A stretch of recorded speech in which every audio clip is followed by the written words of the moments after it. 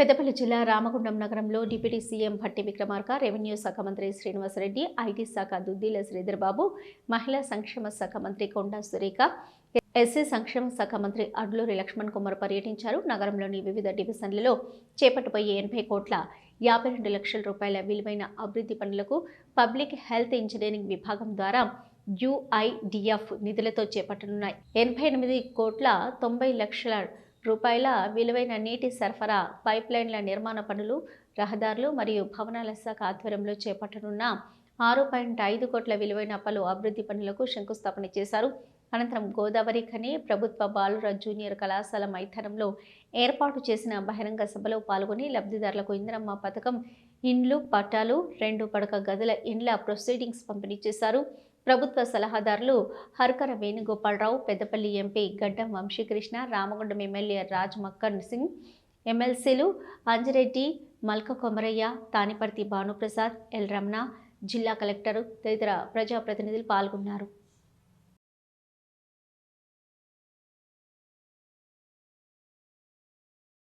దాదాపు 12-13 సంవత్సరాల క్రితం ఇళ్ల పట్టాలు ఇచ్చినాం. మళ్ళొక్క మారు ఇళ్ల పట్టాలు ఇచ్చే కార్యక్రమం చేయలే, ఇంకా చేసేది ఉంది.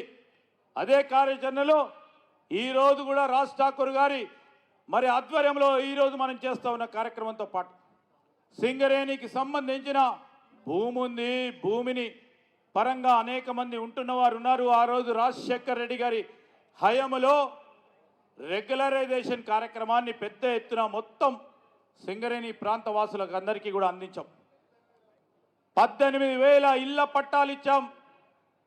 రెవెన్యూ సింగరేణి వారి సమక్షంలో వాటన్నిటిని కూడా ఈరోజు మరొక్క మారు మిగిలిపోయిన 2,000, 3,000, 13,000, 11,000కు సంబంధించి ఆల్రెడీ మేము రెవెన్యూ మంత్రి గారి దృష్టికి, అదేవిధంగా పవర్ మినిస్టర్ గారు బట్టి విక్రమార్క గారి దృష్టికి కూడా తీసుకొచ్చాం.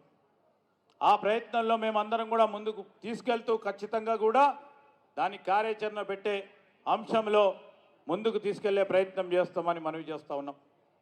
ఈరోజు మీరు ఒక్కసారి ఆలోచన చేస్తే గత ప్రభుత్వం 10 సంవత్సరాలు ఏమి చేయలేకుండా మాటలు చెప్పి ముందుకు నడిచింది.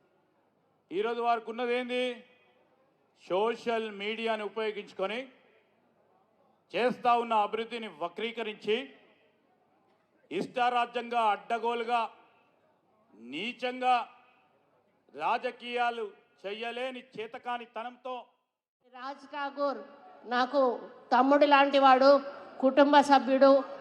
నాకు వాళ్ళ కుటుంబంతో దాదాపు 30 సంవత్సరాల నుంచి కూడా అనుబంధం ఉంది. అతను రాజకీయాల్లోకి వచ్చిన దగ్గర నుంచి కూడా ప్రజాసేవ చేయాలని ఎంతో తపన పడుతూ ఎంతో శ్రమపడి ఎన్నోసార్లు గెలవాలని పోయినా కూడా ఆయన ఈసారి రేవంత్ అన్న ముఖ్యమంత్రిగా ఉన్నప్పుడు ఆయన ఎమ్మెల్యేగా గెలిచి ఈరోజు ఇన్ని సంవత్సరాల నుంచి ఏదైతే ప్రజలకు చేయాలని ఆయన తపన పడ్డాడో అవన్నిటిని కూడా అమలు చేయడానికి కృషి చేస్తున్న విషయం మనందరికీ కూడా తెలుసు. దానికి తోడు శ్రీధర్ అన్న ఆశీర్వాదం ఆయనకు ఉండడం అనేది చాలా అదృష్టం. ఎందుకంటే శ్రీధర్ అన్న కూడా మేమిద్దరం కూడా ఒకటే సీనియారిటీలో ఉన్న వాళ్ళము.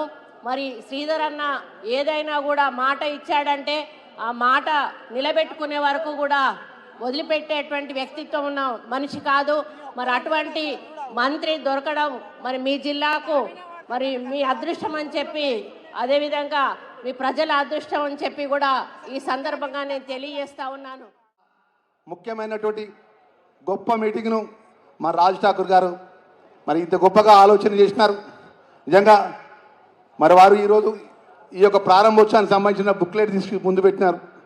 వందలాది కోట్ల రూపాయలతోని రామగుండం ప్రజల యొక్క ఏదైతే ఎంతో నమ్మకంతో, విశ్వాసంతో ఆశీర్వదించిన ప్రజల యొక్క ఇంద్రమ్మ ఇండ్లు కానీ అనేక అంశాల లోపల ఈరోజు అభివృద్ధి కార్యక్రమాలు చేపడుతుంటే నా సహచర మిత్రునిగా మనస్ఫూర్తిగా నేను రాజ్ ఠాకూర్ని అభినందిస్తూ ఇక్కడ ఉన్నటువంటి అనేక అంశాల లోపల ముందందులో ఉన్నటువంటి మా మిత్రుల యొక్క న్యాయమైన సమస్య కూడా మా రెవెన్యూ మినిస్టర్ అదేవిధంగా పిఎండ్ఐఆర్ మినిస్టర్ మా శ్రీనివాస్ రెడ్డి అన్న పరిష్కరించాలని మనవి చేసుకుంటూ ఈరోజు రాజకీయంగా కష్టకాలంలో ఏ ఇబ్బంది వచ్చినా నేనున్నా అనేటువంటి మా శ్రీధర్ బాబు ఐటీ శాఖ మంత్రి గారికి కూడా నేను రిక్వెస్ట్ చేస్తున్నానా, ఇదే స్కూల్లో చదువుకున్నాం, నేను చదువుకున్నా, రాజు ఠాకూర్ చదువుకున్నాడు. మరి ఇక్కడ నుంచి మేము ఎన్నడూ కూడా అనుకోలేదన్న, ఒక సామాన్యమైనటువంటి కార్మిక కొడుకును, కాంగ్రెస్ కార్యకర్తను, ఈ రాష్ట్ర ముఖ్యమంత్రి రేవంత్ రెడ్డి గారి బాడీలో ఒక క్యాబినెట్ మంత్రిగా ఈరోజు ముందు నిలబడి మా అన్న తమ్ముల మా కుటుంబ సభ్యుల ముందు ఇంత గొప్పగా మాట్లాడే అవకాశం వస్తుందని దేవుడు ఊహించలేదన్న.